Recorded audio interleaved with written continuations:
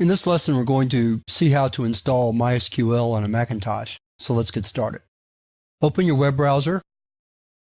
Then we're going to navigate to the MySQL web page. That's www.mysql.com.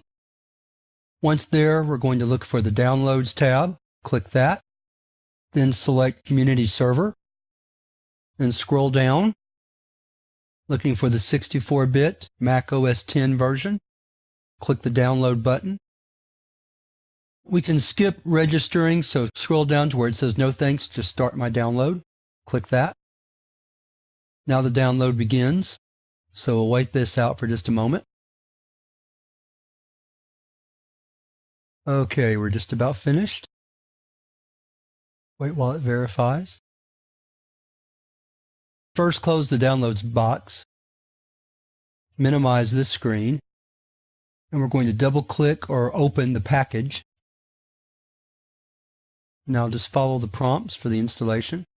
Hit Continue, Continue, Agree, Continue, and click Install. Enter your password for this account. Now we have some more waiting around while the package is installed. Just about finished. Click Close here. Now we're going to click the Pref pane to finish the setup. Click Install for all users, and then click Install. Enter your password. Click Start MySQL Server. Enter your password again. Now close this window. Close the Install window. Open a terminal window.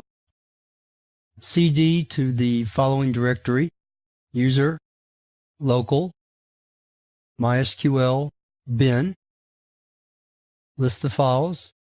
Type /MySQL, and this will verify that the program is running. And we have our MySQL prompt, and it's working fine.